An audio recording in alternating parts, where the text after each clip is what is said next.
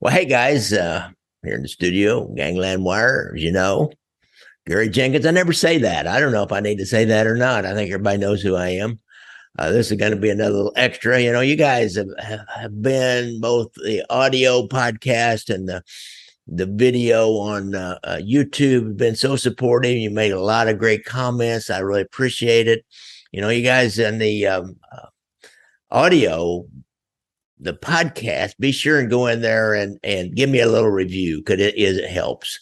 And there's no way to review it, or you can give me a thumbs down, I guess, or a thumbs up. Make a comment. Ask a question.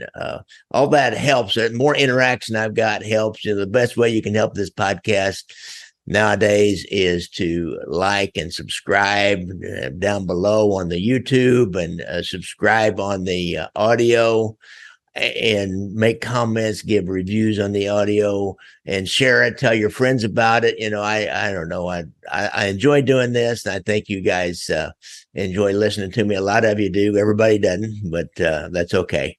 I saw a deal on that OC Shorts guy. He's an English guy, and that a lot of people that listen to me or watch me, they also are one of his fans. And I said, somebody made a comment about he talked like he had a turd in his mouth. And he came back. When people make fun of way I talk, I got kind of what the Easterners would say, hillbilly accent. I just ignore it myself. Sometimes I even delete it if it's too outlandish, but because it just makes me mad. I shouldn't. If you got a thin skin, do not get in this business. But anyhow, I really appreciate all you guys out there, and even appreciate the ones who make the crappy comments or try to criticize me for my delivery or my facts or whatever. I try to get the facts right. But anyhow, let's get on. I just saw a little deal in the paper, or not in the paper, not my paper, in the Chicago paper. I believe it was on one of the Chicago Outfit Facebook pages. I always monitor different mafia Facebook pages, looking for stories and just to see what's going on. Is interesting stuff.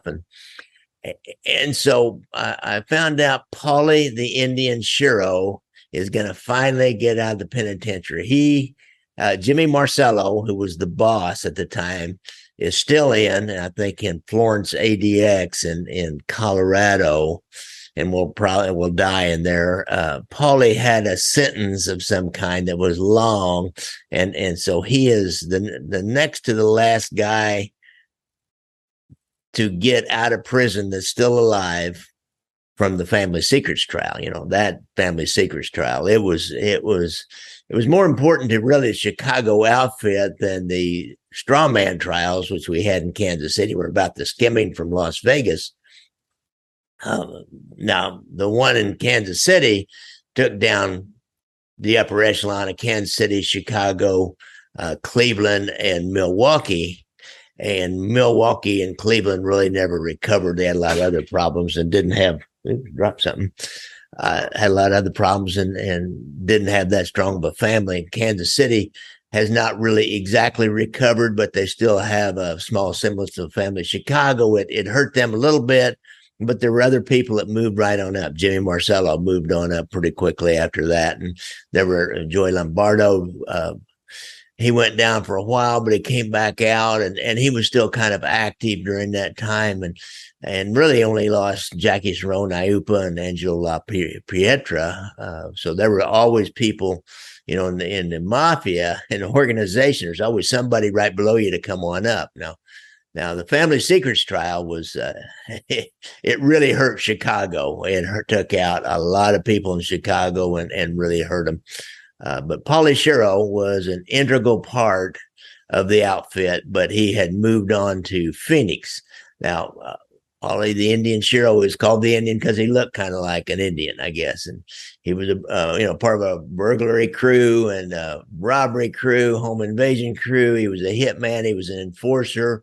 There were 4 businessmen that were all shot up with some kind of a 22 on the north side of Chicago that had some kind of a scammy kind of alarm business, and Shiro was the suspect in that. I never could get to the bottom of that, but those guys that ran that and that were killed were kind of scammy guys, so they got involved with the outfit in some way. Now, Paulie had moved to, as I said, to be the outfit representative in Phoenix, Arizona. Now, if you want to learn more about the Family Secrets trial, go back and check out my episodes that they were released on June the 6th and the 13th. I looked that up. They were titled Family Secrets Trial Parts 1 and Part 2. A little different title in YouTube. It was like, did you know Frank Calabrese testified? Did you know Joy Lombardo testified? Both those guys testified in their own defense in that trial. Really interesting podcast that I had. A guy, my friend Jim Cosenza, attended that trial, and he had a great memory, and he talked a lot about all the different personalities and what he saw in the trial. Now, Paulie Shiro's been in 20 some years now or more.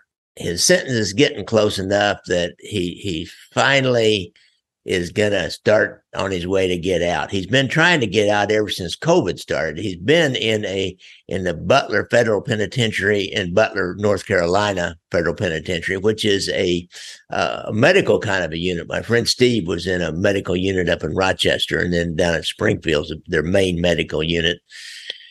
And after COVID hit, Shiro had his lawyer file a motion to move him out of prison, claiming that place was a breeding ground for COVID bugs, which they are. Any of those institutions like that, I'd hated to work in one of those when COVID first hit, because you didn't know what was going to happen. It would have been really scary to work in one or to be incarcerated in one, because it was almost, you can't stay away from other people. Now, he was convicted for being part of a hit team that murdered an Arizona businessman named Emil Vassi. They feared that Vassi was going to cooperate with law enforcement on a hit that went down out there. And so, also in that Family Secrets trial, he was convicted of racketeering, being part of a scheme of racketeering and RICO probably, and in this particular murder. Now, so I thought, well, I'm going to look up this murder. Who's Emil Bassi, and why did they need to kill him? And he was working and living down in Phoenix, Arizona. And Shiro's only participation, as far as I can tell, there's a guy that actually did the hit that testified this, Nicky Calabrese. He was a lookout. But, if you're going to be a lookout, if you're going to be the guy driving the getaway car, then you're going to go down just like you're part of the crime. You're part of the murder or whatever. He was working in the Phoenix, Arizona hotel, and he organized Las Vegas casino junkets. Oh, interesting. So he knew all the important people in Las Vegas casinos, and he was kind of an outfit, hanger-on or associate or whatever you want to call it. In particular, he knew one of them, the slots manager at the Stardust, guy named George J. Vandermark. And this was kind of early on in the skimming. This is a little bit before Lefty Rosenthal got such a powerful position in the Stardust. But Vandermark had come up with a scheme to skim from the slots. And it was, he had rigged the scales to misweigh the coins and make it look like there was less than what there was.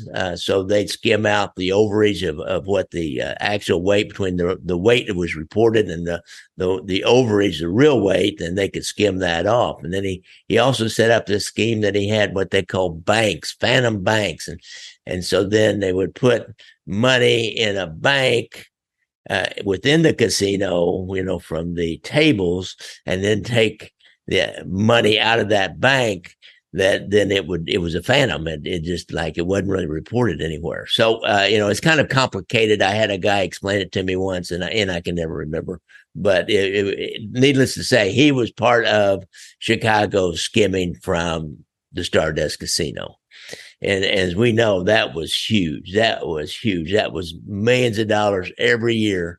And one day there was a real aggressive young Nevada Gaming Control Board. Actually, he was an auditor. He wasn't even a regular investigator. His name was Dennis Gomes. I talked to Dennis Gomes later on when I started making my documentary, Gangland Wire, about the skimming from Las Vegas. I found Dennis Gomes. He was working in Atlantic City, he was buying into a casino. He'd spent a whole career in the casino business by this point in time. And I went to talk to him, and I wanted him to give me an interview for my movie, but his daughter was writing a book about his life at the time, and I don't know. He didn't really want to cooperate right then, and then he died. He had some kind of a heart problem, heart attack, and died at kind of an early age, by under 60. But Dennis Gomes was a legend in casino investigations back then. Like I said, he was aggressive, and he moved on and cleaned up some casinos down in the Caribbean, and then came to Atlantic City. But when he made this surprise audit, he exposed this whole scheme, and he probably had an informant, because he told me, he said, I used to develop informants inside these casinos, because he found the rigged scales and the phantom banks, and Vandermark, when it started coming out how much he'd been skimming, Chicago realized that he was skimming a lot more than what they were getting. George Vandermark takes off. He's more afraid of Chicago than he is of the government, the Nevada Gaming Board, and Nevada had been a state charge out there in Nevada at the time, until the feds got into it, were able to put the mob and interstate and all that into it, and they weren't there at that time. Vandermark flees to Mexico, and he just hides out for a while. And then someone murders his son back in Las Vegas. So he comes back to the States, and he's hiding out in the Phoenix, Arizona hotel, the Arizona Manor Hotel, under an assumed name. Well, this guy who becomes part of the hit team they kill, his name's Emil Vassi. And he knew at the time that the outfit was looking for Vandermark, and he tipped him off. So he became kind of part of this whole scheme to kill Vandermark too. And shortly thereafter, Vandermark in that hotel, but somebody sees somebody pushing somebody out in a wheelchair that's covered with a blanket, and it will come out later that was Vandermark, and they take him out and bury him in the desert.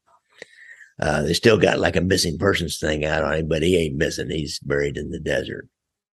But after they get this all done, they start worrying about Emil Vassi. He's not a hardened outfit guy. He's just a hanger on, but he was definitely part of it. He set the guy up, and who knows all what happened that night when they did that. I got a feeling that he was part of that too. So they sent their ace hitman and his team, Nick Calabrese, to take care of this problem. In part, Paulie Shiro, being he's down in Arizona, he's the man on the scene, and he's part of this team helping set up Vandermark and make sure they can get him isolated and get him killed and get him out of there without any witnesses. So then when Nick Calabrese becomes the star witness at the family secrets trial, one of the first ones he does is send Paulie Shiro to jail for this Emil Vassi and whoever else. I didn't really research whoever else was in it, but that's a little bit about Paulie Shiro, kind of what he went down on, and what kind of guy he was and who he was connected to. He's been in this medical facility. He's had lung cancer. Supposedly he was in remission. And when he first filed this motion,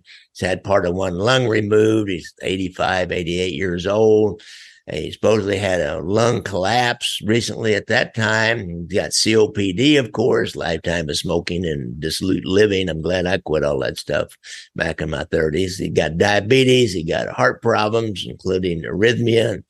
That's AFib, I think. He's got cataracts. Hell, I got cataracts, man. Just get them taken out. Arthritis, got arthritis. No hemorrhoids. He got hemorrhoids. Those are all the things that he said were wrong with him.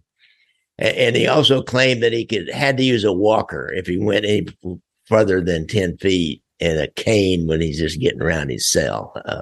They're always going to like exacerbate or blow up their things when their medical infirmities when they're asking for a medical compassionate release from the penitentiary.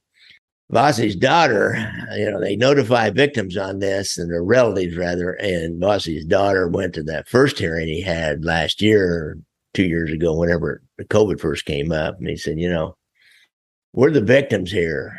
Paulie Shiro is only the victim of his own lifestyle and his own actions, and so she resisted letting him out, and he wouldn't let him out. But now he's come to that point in his sentence that he can get out to a halfway house. I'm not sure what halfway house. If you know, put it in the comments down below. I'm kind of curious what halfway house he's in. Wonder if he'd give me an interview. Probably not. I think he's a hard case, but I don't know what kind of guy he is. Never know. It never hurts to ask. At least send him a letter. I think he's supposed to be fully out next April, and he'll be around 90 years old. He's the last one alive from the family secrets trial. Like I mentioned before, the boss at the time, Jimmy the Man, Marcello was in Supermax in Florence, Colorado.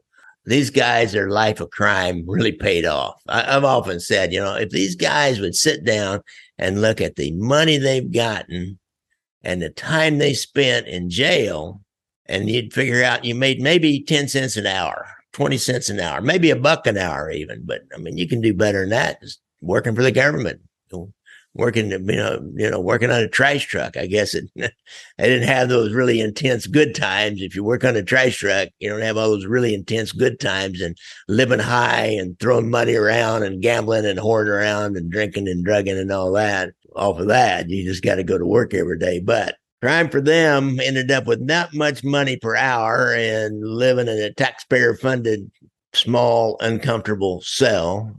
No privacy, no dignity, no personal dignity.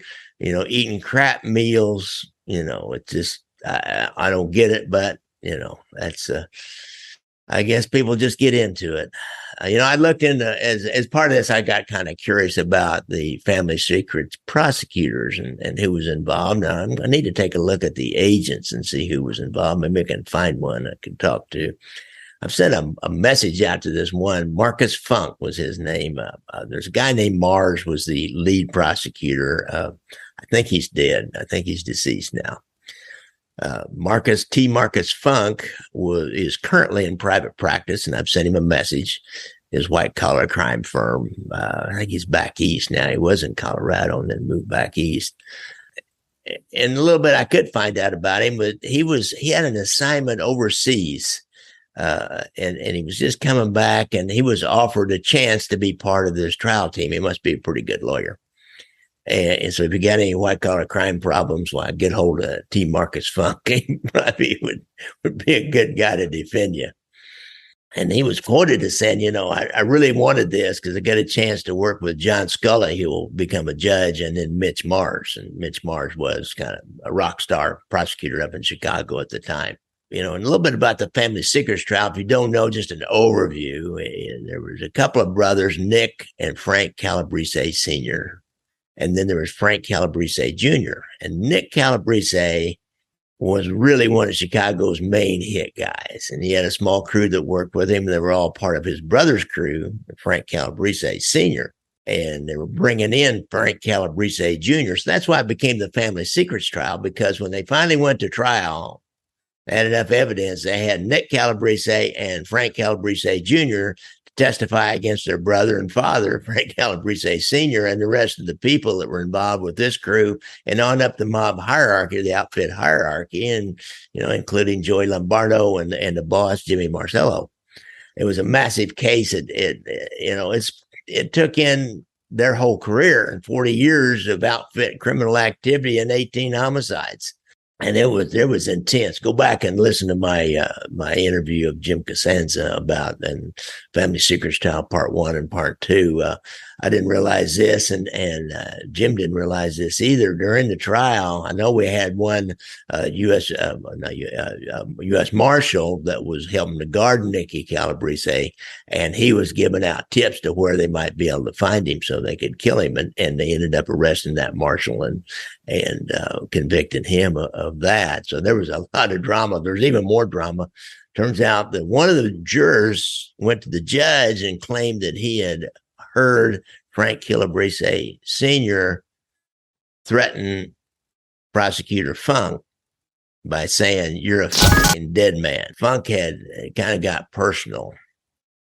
Now, Funk had kind of got personal with Frank Calabrese Sr. And I found this quote from prosecutor Funk, and he characterized Frank Calabrese Sr. like this: he was cruel, intentionally cruel. He went out of his way to brutalize people. He reveled in the power he had. He reveled in his position he had in the outfit.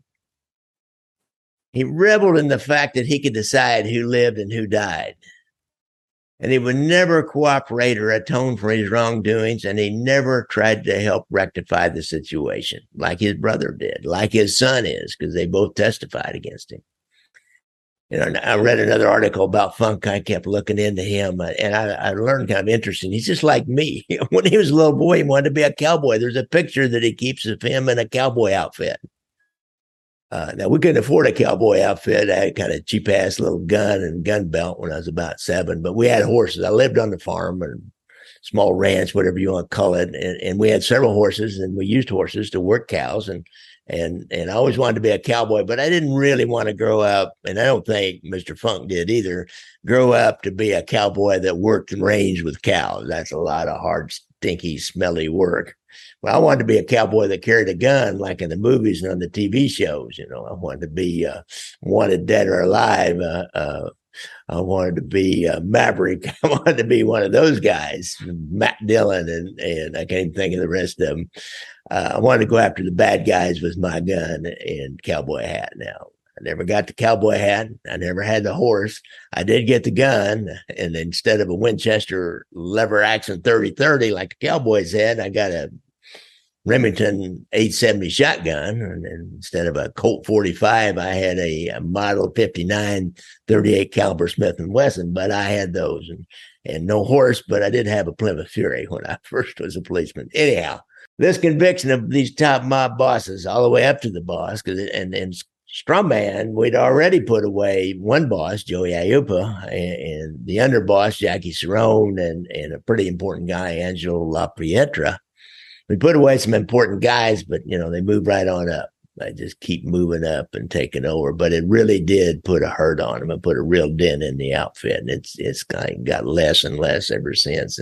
But one of the main reasons it's got less is they lost all that skim money from Las Vegas and all that power that the Teamsters union gave them, both access to the pension fund, but access to politicians. You could take a politician, you could help elect a prosecutor, and the Teamsters could give him a shitload of money and then come back around and say, hey, this is a nice boy. Hey, this case here, those are nice guys. You got that Pat Marcy was a fixture, wired into all the Chicago outfit. Wired into all the Chicago prosecutors and the whole, the main prosecutor and city government. And we had some similar things here in Kansas City up until about this time, about the 70s, and all the major cities did. So having the Teamsters and the skim money coming in from Las Vegas, taking that power away from them, just really, really put a damper on them, made them into more like a street gang and just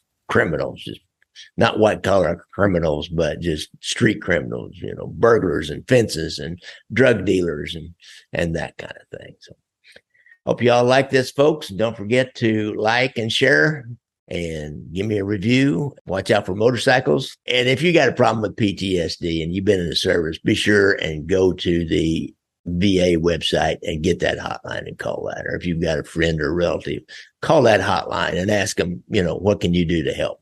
Thanks a lot, guys. Thanks a lot, guys. Thanks a lot, guys.